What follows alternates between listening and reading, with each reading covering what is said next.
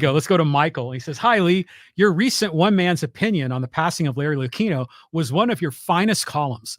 Can you shed some light on the circumstances that led to Moore's terminating Lucchino?" It's never been publicly disclosed, but at the end of the day, knowing how his relationships ended other places, he is just a push guy, 24 hours at a time, meetings, all hours of the time.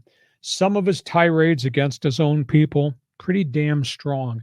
I just think maybe John Moores got tired of pushback from Lucchino on whatever decisions Moores was making.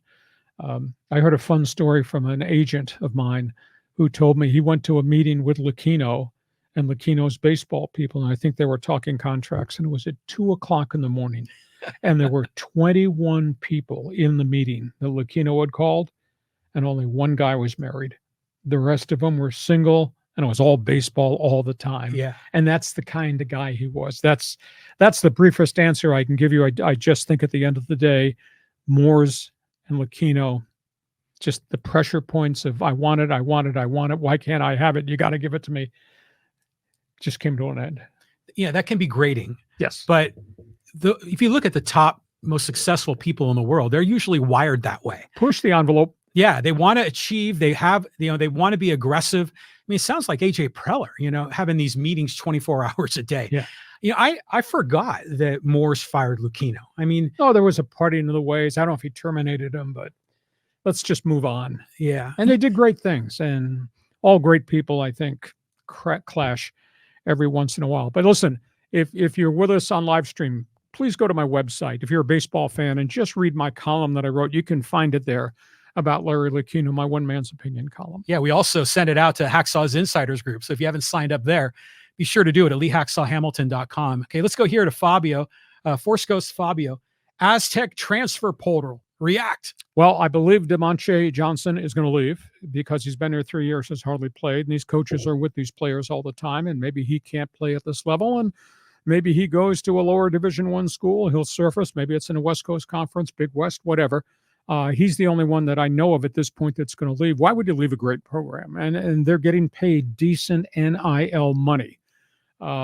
That's the only one that I know of right now. We had talked earlier in the week on the Monday podcast about they got 3 veteran players who come back and play one extra year, Lamont Butler being probably the most important. I do think that Reese Waters will come back because he's got to find his game again because he wasn't the same most of this season. I don't know where Micah Parrish is going to wind up. Maybe he goes back to the Midwest.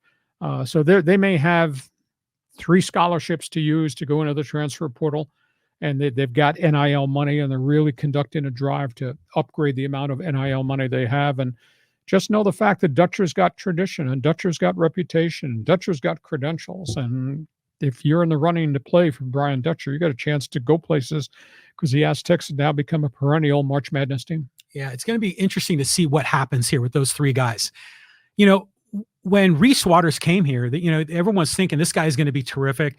He's going to be hitting threes, but it just became a Jaden Ledee team, and I think Reese was sort of backburnered a bit, and then he was cold for part of the year. So next season, it could be a magical one for him because I think it gives Dutcher a chance to sort of reinvent the identity of the team. He started well, tailed off. There was an injury in there or an illness in there. He just never got consistency after that. He had been very consistent at USC. How about Andy Enfield leaving Southern Cal to go to SMU as they go to the Atlantic Coast Conference? Wow, that was a surprise. Yeah, for sure. But I don't think he wanted to be in the Big Ten, making all those road trips. And I mean, I was stunned that he left because they gave him everything he wanted when he came from Florida Gulf Coast. So he kind of set them back. But USC is just in the process at this hour of hiring Arkansas's head coach, and Eric Musselman carries pretty good credentials. Speaking of guys that are pushy. Yeah, exactly. I like Musselman. I think he's great. All right, let's move on here. Let's go to John. And he says, Camden Yards is still the best ballpark to watch a game in. I like Petco. I like Nats Park, but Camden Yards is a blueprint for them all. Well, I think they're all great. Now, I'm biased. I've been in that press box at PNC Pittsburgh. Granted, the Pirates have not been a good franchise for a long period of time, but it's still a really good baseball city.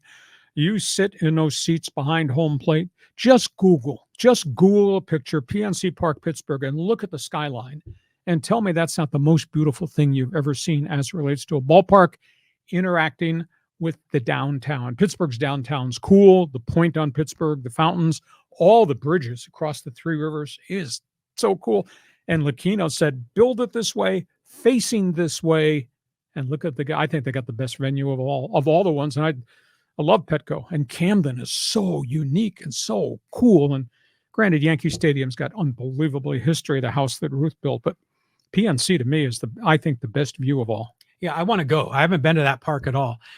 But I think, Oracle Stadium in San Francisco is unbelievable. I mean, and the view from there, I think it's got to be as good as PNC, isn't it? Well, when we're done here, you just go on Google and you just bring up PNC Park and tell me that's not sexy. Well, I have a lot of relatives up in the Bay Area and that live in San Francisco, and they're, San Franciscans are very proud of their city. Oh, right? yeah.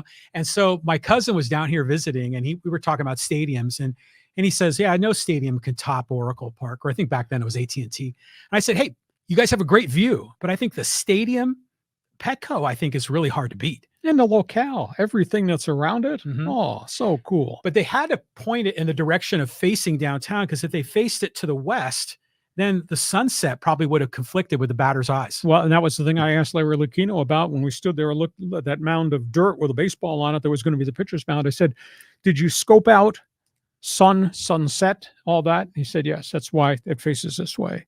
And we also did a study about the marine layer and marine currents and what it impacts the ball. Now, that was when they were opening. They built a stadium you could not hit the ball out of.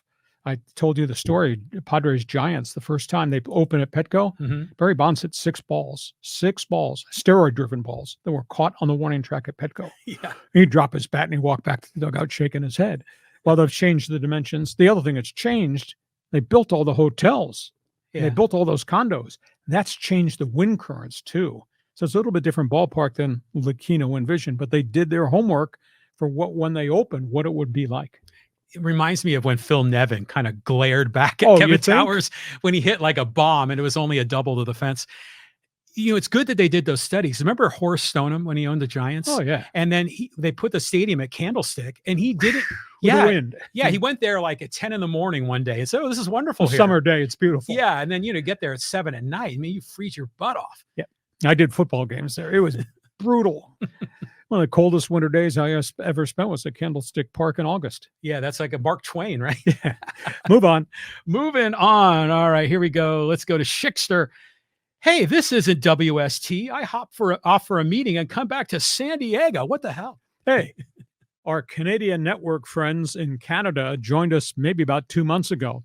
So when my buddy Andrew is done with his show in Canada, you automatically get a switch to my podcast here. Because when Hustler is done, Andrew Patterson, in Winnipeg, it's right about 1 o'clock our time when we kick into gear. So we set up a deal that when he's done in Canada, his people can stay on board and join us here. And we get people on a hockey hotline that will send us comments too. Yeah. I'm waiting for the first Winnipeg Blue Bomber fans forum question. And I'm really thankful to those guys in Winnipeg. It's wonderful to have all of them here. And thanks for being here.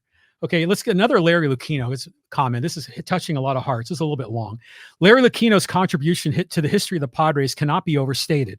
Aside from the significance of Petco Park, he hired Kevin Towers, a pretty bold move at the time, as Towers was a nobody from an executive perspective. And it was KT who ended up shaping the rosters for the great 96 and 98 clubs.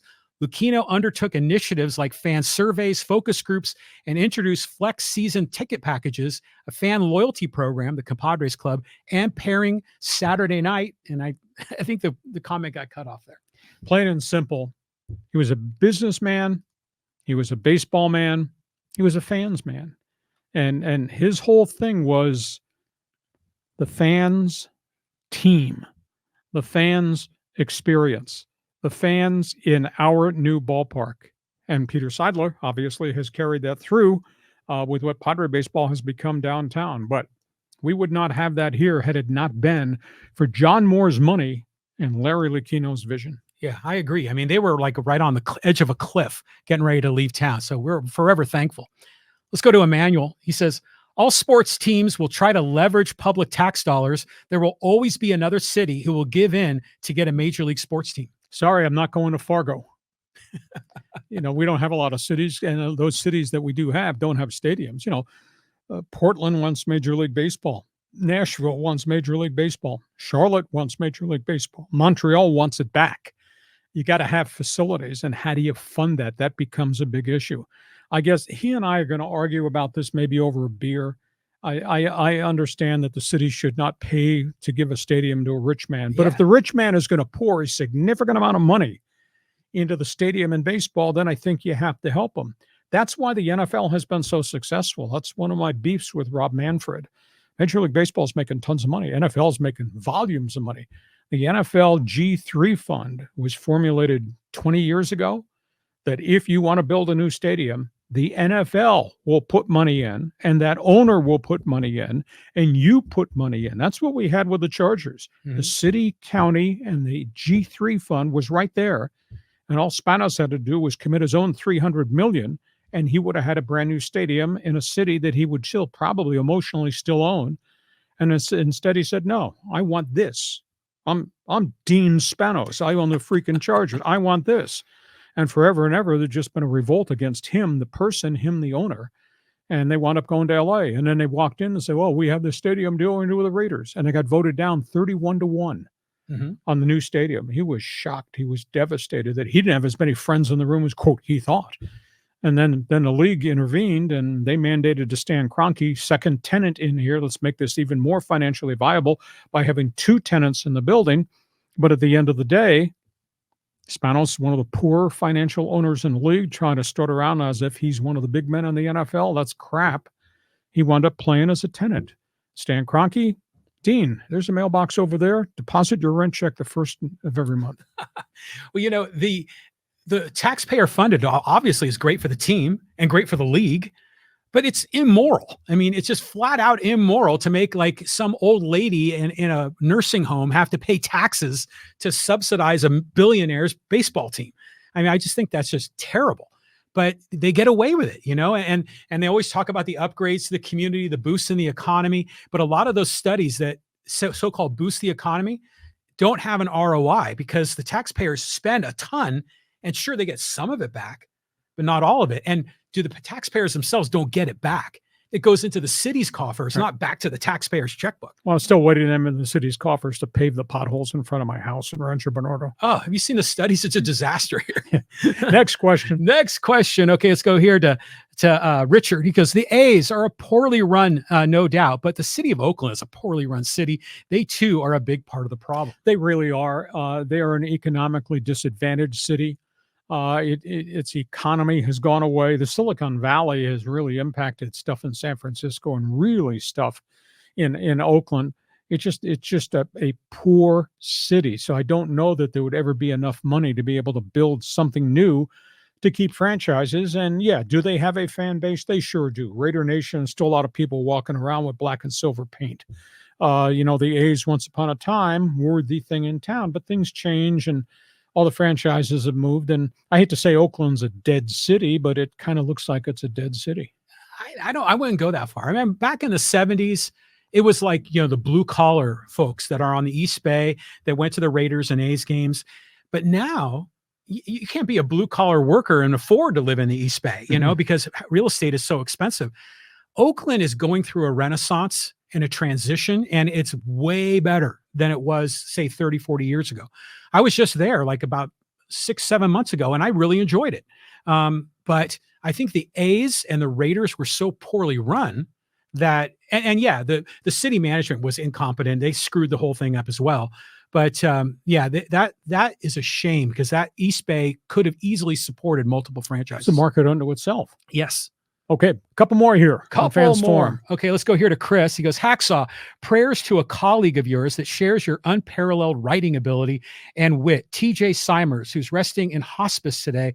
I grew up reading the two of you and consider myself lucky. TJ was cut from a different cloth. He was testy, and he would write stuff that would insinuate this guy hasn't done a good job for this reason, and he would bag on people. And he's really had a tough time of late, brain tumor.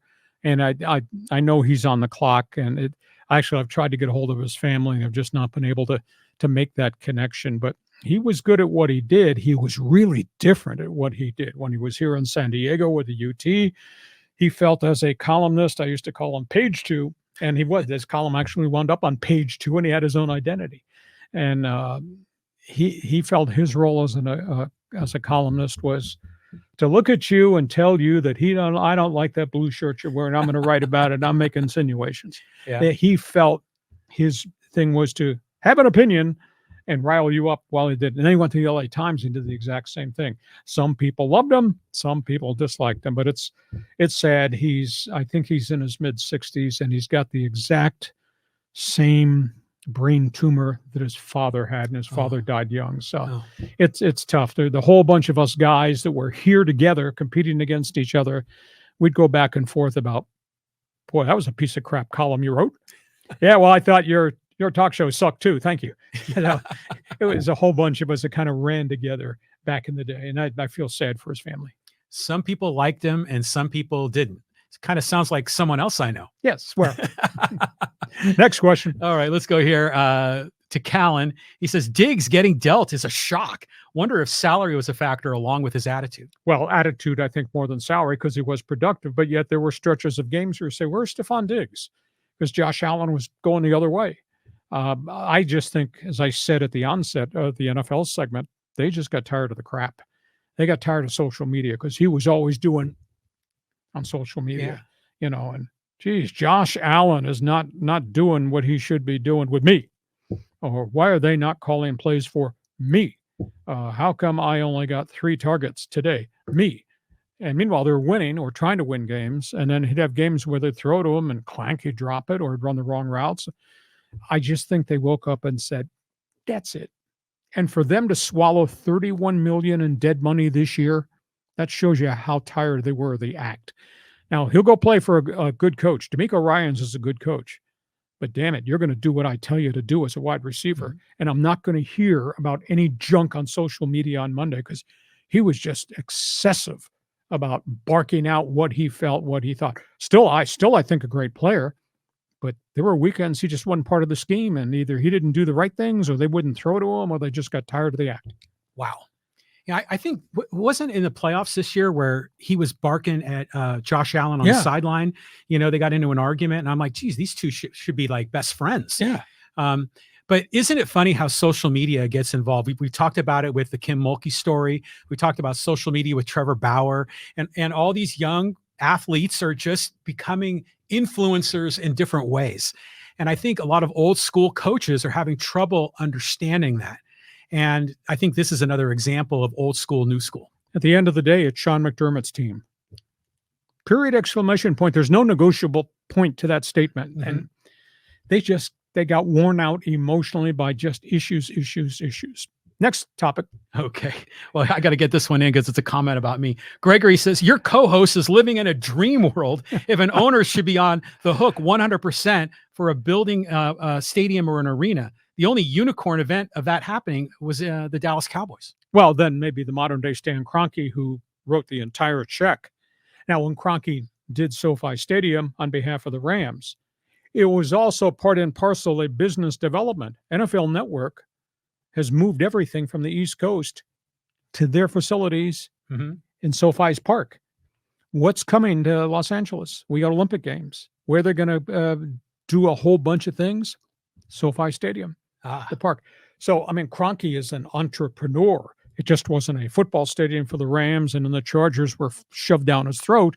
It's an Olympic event. It's a business building event. I mean, it's the NFL Network. It's just a whole pile of things all intertwined together, which justifies him writing a check for $5 million, because the amount of money he's going to make back with all the things that he's putting in there, aside from just the football stadium. $5 million. It's $5 billion. I'm sorry, $5 billion. Yeah. That's the way to do it.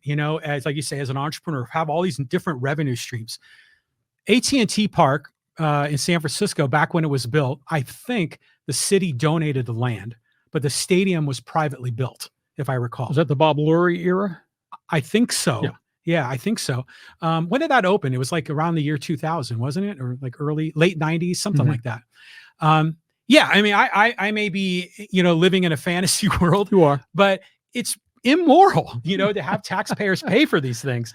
Okay, let's move on to social media. We got some good stuff here too. Okay, let's talk about Kim Mulkey.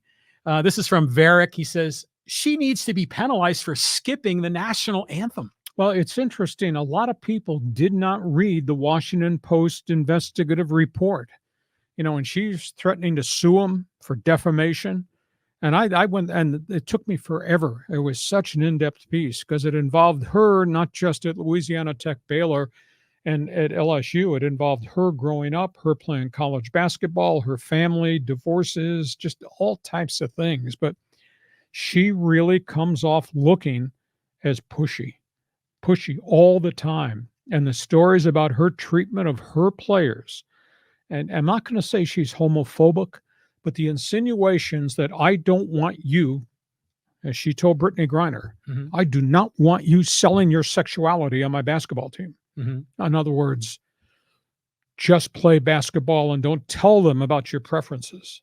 But it's everywhere. How could you take that attitude that you have a right to step on my player who might be a lesbian? So what? It's part of life. It's a different time in 2024 than it was in 1984. And she just pushed that envelope and just beat up her players and bullied them. And a whole bunch went off and transferred because they were tired of it. And, even her relationship with Angel Reese was really, really strained. Angel Reese, who just declared for the NBA draft, she did it at a Serena Williams type fashion show. I saw the video. It's really impressive. It's about marketing, right? Yeah. She never once said anything about Kim Mulkey. She thanked LSU and her friends and the team, and never once mentioned that coach. So, Coach, I guess the argument, John and I have had this argument over coffee. Do the ends, doing what you do, justify the means? Well, no, the ends never justify the means. Okay, but what do you think about this national anthem bit? I mean, it's not just with this LSU team, but a lot of teams not participating. I mean, what's your take on that? They should.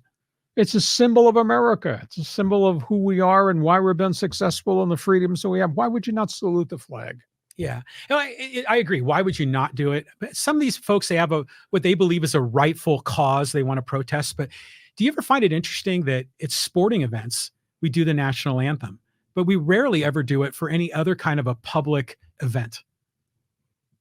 What kind of event you talking about? Well, let's say like a concert, or anything that would take place in an arena, a truck pull, a motocross race, But NASCAR does, IndyCar does. Okay. So that's still a sporting event, right?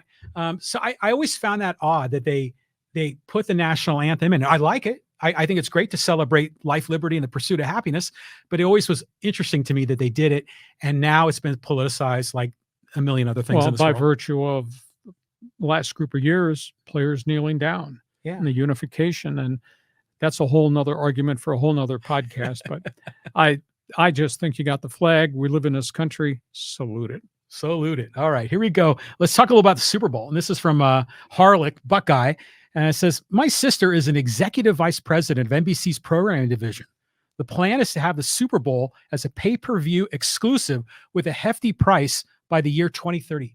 Well, Roger Goodell said at this year's Super Bowl, we will never have pay-per-view Super Bowl on my watch. Well, his watch goes through 2028, I believe. There you go. So anything is possible, but then you get into the dialogue. They experimented with pay-per-view this year on a wild card weekend. They did one during the regular season on Thursday Night Football, but that was at $5.99.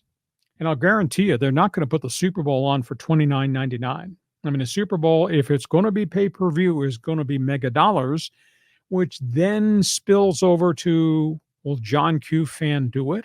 Is everybody going to pay $299.95 to watch the Super Bowl on streaming? Some people said, hell no. Some people said, yeah, I'll invite 20 of my friends to sit in the studio with John Riley, and I'll charge everybody $20 to do it.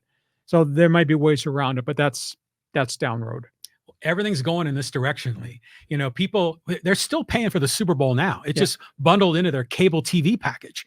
Now it's going to start to go more a la carte. I think that's good, but the whole world is shifting with streaming. Okay, we hope you have enjoyed our podcast.